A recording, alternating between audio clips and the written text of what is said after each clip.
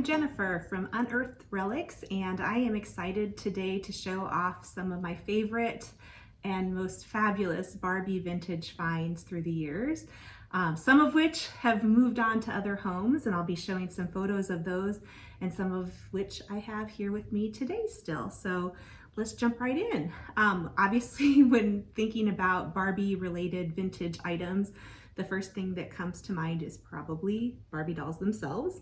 And I have managed to find a few of those through the years and have a couple of them here. The first one, I believe, is from 1965. Sadly, I sold a lot of the clothes that I had for Barbies that I found through the years at my garage sale last year, so I apologize that they're a little bit exposed today. And I just want to point out the fact that you can usually find the year, the manufacturer year, copyright year, if you turn them over on their hindsight. I find that taking a picture of them and then zooming in on the picture will sometimes do the trick. I've also used a washable marker in cases where it's just too hard to read that, even when you got it zoomed in. So that's how I found the dates on these dolls. And I'm not a Barbie expert, I should probably also say that. So it could be possible that I'm getting the dates or names of the dolls incorrect, but I'm going off of what's present on them and what I've been able to tell so far without a whole lot of extra research. So she's from 1965, and I've kind of got them ordered here chronologically, going from most recent to the oldest here, just to kind of give you a sneak preview of what's to come. This is Skipper from 1963, and looking up images of her online, I've come to realize that she probably had a haircut. She's also got a really serious case of bedhead here. I didn't really show the first one, so I'll give her a quick spin there. I love her hair and just the fact that that curl has stayed in place all those years. She probably didn't get played with a whole lot, judging by the looks of her. And here's Skipper in all of her glorious, fabulous, kind of junior hair cutter glory here. But I think she's still in pretty decent shape. This Barbie I think is amazing because she looks kind of like the ones you always see, the iconic Barbies that are, you know, in museums and that kind of thing. Her hair is really soft too, and I love that about her. She's actually from 1958, so she's not my oldest one. And I found her in a couple other clothing items and different things. Once at a regular Goodwill. She was actually in kind of the collectibles locations that they used to have. They used to have shelves where they would put away kind of collectible items. I haven't seen those recently in a lot of the Goodwills that I've been to. So maybe they're sending those off to the Goodwill online auction site instead. Nonetheless, I think the whole bag of Barbie things was like $10, so I feel pretty good about that. I'm kind of curious about it because her legs are different heights, so I'm wondering if she maybe got a leg replacement at some point in her life, but I still think she's rather fabulous and very, very cool. And then my oldest one is actually a 1952 Midge doll. I wasn't familiar with Midge prior to this, and I don't know her relationship to Barbie, so if you're a Barbie aficionado and want to explain the connection between Midge and Barbie, let me know. I think Skipper's Barbie's younger sister. In any case, this is Midge, and the thing that I've noticed, I found a few of these over the years, and they often have the earrings, and the earrings where the metal connects in with the doll has kind of turned a bluish green color. And I've tried different things through the years to try to get rid of that. And I've seen that on other dolls as well. I think it's something reacting with the plastic. In any case, I've not found the secret recipe for getting rid of that despite lots and lots of internet searching. So again, if you know the answer to that question, feel free to share that out in chat. Or send me a note too on my thriftysisters.net site. You're welcome to put a comment and or send messages that a ways. Anyway, that's Midge. I think she's beautiful, even though she's got a little bit of face discoloration on account of her earrings. Some of the other things that I found that are Barbie related over the years, play sets. I actually found these not too terribly long ago, and although they're not Barbie or Mattel brand, this one is actually from Sears, and it was still with the original box, so I'll put that over there. And I love the fact that I was able to dig out all the pieces. This was from the Goodwill outlet, and could kind of tell just by looking at the color and, you know, composition of the items, which ones were part of these sets. There were actually, I think, 3 different sets that I had tried to dig out, and this was the one that I was able to get in its most complete state. But here's the coolest part, the little thing still works. So you can put a little Barbie doll on there and let them work out. So what Barbie doesn't need to work out? There you have it. This one's actually kind of cool. It kind of jiggles them. So I think that's pretty fabulous. I believe that was 1980s-ish. I'll have to look up the exact date about that and I can put it down in the notes.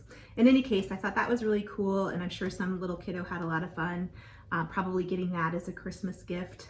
Some of the other boxes that I'd found had little bits of wrapping paper still left on them, so that's always a cool find when you're coming across something, and just the idea of that being maybe somebody's favorite Christmas gift for the year. I also have a lot of Barbie paper dolls in my collection, and some of these are actually ones that I owned as a kid, or that my sisters and I together used to play with. So this fabulous set of Barbie rocker paper dolls I think are really awesome, and this is from 1984, and I think this is just really, really wonderful. It has Barbie and a whole bunch of band members. This one is obviously Barbie. This is Diva, although these say 1986 here. I think that there's another in here as well, but then there's also Derek. I think he's a member of their band, but he looked ready to work out, so I've got him set down here today. Here is another set. These are a little bit more glamorous, and I've got some of those. I believe it's the doll up here who I've got also in her workout attire, ready to work out. Here were a couple more of the rockers. They were in the wrong folder. This is Dana and Dee Dee. So they are also wonderful members of Barbie's band, apparently. And this one's kind of got a Western motif here. So Barbie paper dolls again. I can remember as a kid going and getting those from the drugstore, usually after church. This one says 1982 is a copyright. And this one, oh, that one I'm not seeing right off the top of my head. I didn't do my homework today. 1984 on that one as well. So those are really fun, and the fact that I've been able to hang on to those since my childhood years I think is really cool. So they have kind of fun personal memories, and that makes them extra special also.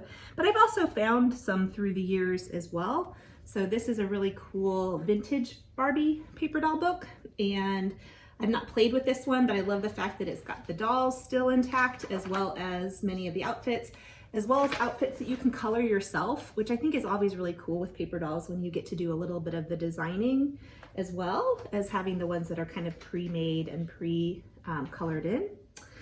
Another item that I have found through the years are Barbie patterns. Some are handmade. I don't have any of those anymore. I think they're probably tucked away with my craft materials, but I have found some that are actually from manufacturers, and this one's kind of the coolest. I think that's just amazing.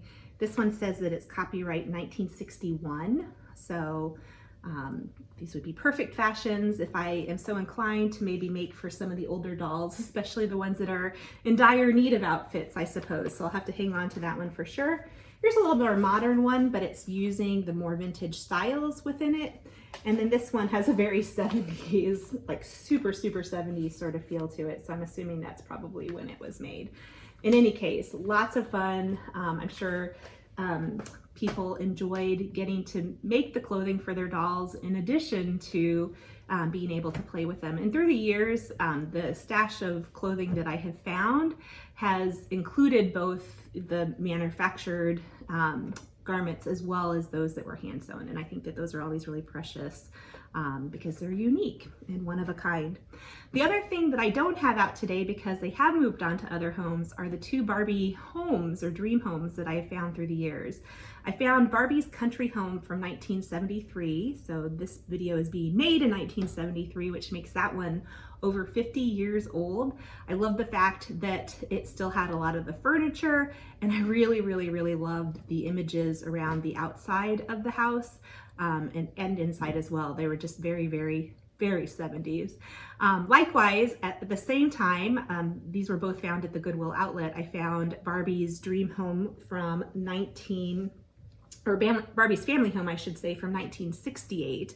And it has the basic same shape, a slightly different roof, but just amazing kind of 60s style decorations and art within it. And again, miraculously had a lot of the original furniture, which I think is really, really cool as well. So I am super excited that those things have found new homes. The woman that I had sold those to had always wanted a Barbie house when she was growing up, and she was so delighted to find it. She bought one and then ended up coming back to get the other one.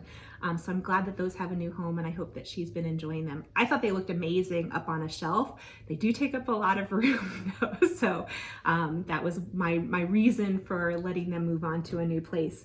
In any case, I hope that you've liked today's video, and would encourage you to subscribe so you'll get future videos as I pull different things out for special occasions or just show off the things that I find on an ongoing basis as I do some treasure hunting out in the world. Thanks again for joining me today, and take care.